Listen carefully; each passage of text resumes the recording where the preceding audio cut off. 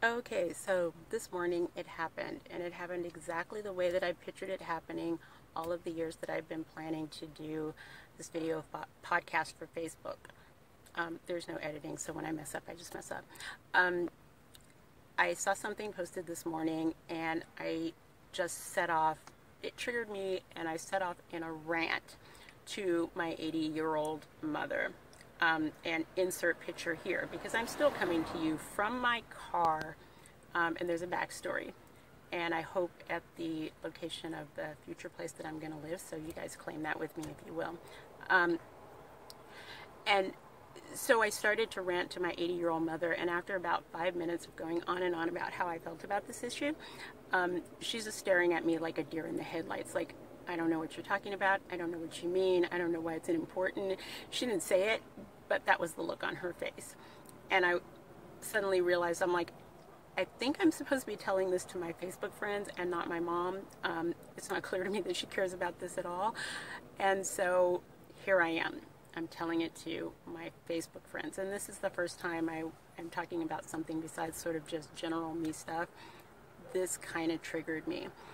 I saw a post where there were a lot of Dallas Cowboy fans that were upset that I guess the owner of the Dallas Cowboys had said that he wants his players to stay on the field and stand during the National Anthem. And they were upset about that. They didn't feel like they had a right to make them do that. They didn't feel like it was right. They felt like, I guess, the owner of the team possibly was even a racist. I'm not going to talk about whether he's a racist or not, I don't know. But it triggered me because professional athletes are some of the most privileged people in the world. In the world. They make more money than probably 99% of people on average in the world. And professional football players are some of the, they live high, beautiful, fancy, luxurious lives, and they did that in this country. So I'm not sure what it is that the flag and the anthem means to them, but I thought what it was supposed to mean was that you could do that. You could do exactly what they were doing. You could come from wherever you were, and you could rise to the point where you were doing literally better than anybody. I understand what the players are saying about why they were kneeling during the national anthem. Personally, I don't have a strong feeling about that so much as I have a strong feeling about a private organization ought to be able to do whatever they want to do to make the most money that they can. That's how they pay the players the best that they can. And while those players are out there with their agents negotiating the absolute best contracts, they're taking jobs from the teams that have the best financial standing that can pay them the amount of money that they want. So they know. You guys, come on. But I guess their effort is to stand in on behalf of other people who don't have the same privilege that they do. Fair enough. There's a lot of people who are still suffering and they're still struggling, and so go help them. The kneeling to me is a representation of still telling someone else to fix problems that, frankly, I believe in the Black community are ours to fix. And you know, if all of the professional athletes, if all of the entertainers came together and pulled their resources and said, we are going to make sure that one community at a time, we lift these communities up, not help them, but lift them up, maybe you wouldn't need anybody else to care about whether there was struggles in your community or not.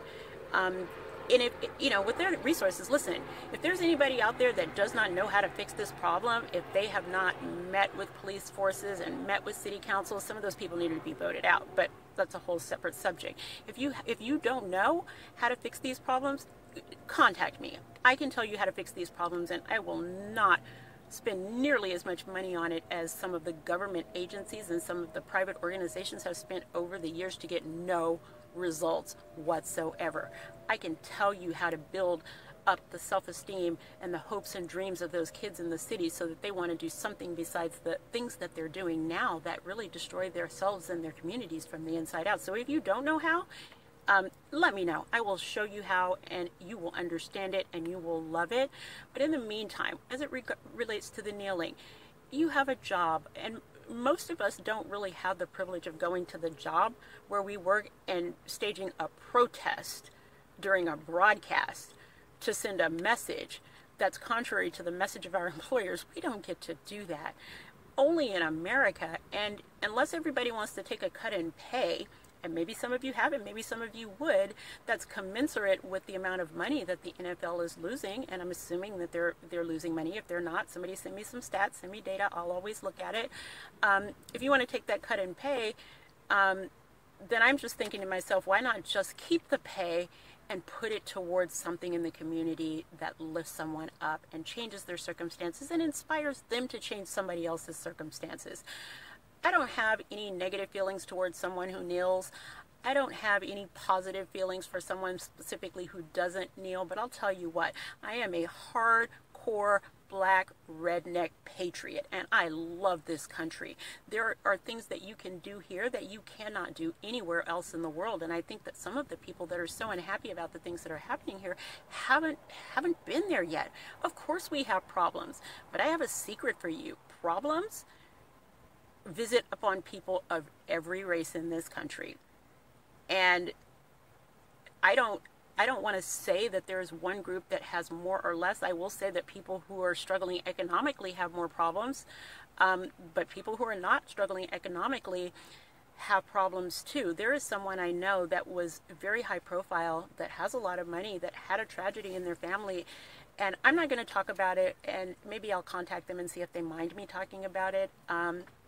But the one thing that struck me when I heard about it was that all the money in the world couldn't fix this. You know, a lot of the problems that we have, money will help you put together the type of groups and coalitions and, you know, support to get people to the next level. But a lot of these problems that need to be fixed have to do with time, and they have to do with value systems, and it has to do with what we're teaching our children. I hope that there is no one out there that's teaching their kid that you ain't shit and you're not going to grow up to be shit. Because if you do, that's probably exactly what you're going to get. I don't know how often that's still happening, but I know for sure I've heard it. So the kneelers, the not kneelers, I'm a results-oriented person. I like to focus on whatever the problem is. You keep trying something different until that problem is fixed. And that doesn't include like sitting stationary. And that doesn't include just sitting stationary. Yeah, there is editing. Did you guys notice that? It doesn't include just sitting stationary and sending a message. Roll up your sleeves, get to work. I'm really hoping that someone will say, I'm ready to try something new. I am ready to try something different. If you don't know what to do, hear me out at least. I mean, maybe it's something you've heard before. I admit I haven't gotten out much. I haven't spent as much time as I should have or wish that I had trying to make a difference. I really seriously thought that people had that covered who were experts. I regret the time that I lost not just being hands-on. One kid, make a difference, whatever it is. I regret that I didn't do that. And going forward, I'm going to try to do that. And I don't have anything extra to give to anyone, but that doesn't mean that you can't, you know, every once in a while you'll hear a kid say, that teacher changed my life. They said something to me that changed my life. Any one person could be that to one kid, who is that to 20 or 30 other kids because they become a teacher, who is that to, you know, 1,000 other kids because of the things that they do. No one can do much by themselves, but you can inspire someone to inspire someone to inspire someone, and that's the goal. That's what it should be. I would love to see these players bring some kids out to the sidelines of their games who have never done that before and expose them to the jobs. Don't just bring them there to have a good time. Expose them to the jobs that are being done along that sideline. I don't know what they are, but I bet there are a bunch of them out there. Maybe that kid who loves football but doesn't necessarily have that raw talent to be a professional athlete will find out that they are the next great coach in this game. Maybe they'll find out that there's something else that someone's doing that even I don't know about, and they bond with that person, and that becomes a mentor, and they grow up, and now they know what they're going to be when they grow up, besides some of the things that they see going on their block. I think that we've got a lot of things that we just have not done yet. I think we ought to start with trying to figure out how to make sure that every kid at least has the opportunity to love something better than being nothing. And if anybody wants to do that, help me do that. Let me help them do that and see whether or not it makes a difference and how big a difference it makes. And more than anything else, focus on not complaining, not deferring, not doing anything that is anything but taking some action to make a difference. And don't get me wrong, I know a lot of people are already. I know they are. But if you're so unhappy about this situation that you're in conflict with your employer and you're kneeling and it's causing problems and you're starting to name call, and all of that energy is going towards something other than helping one more person. So let's direct that energy to the right place. I hope that you guys like the video. Please share your comments, share your feedback. You know, you can call me names if you want to. I hate to say that, I don't want to put that out there, but I'm just saying it because I don't want anybody to like not say anything, because the only thing they want to do is call me names.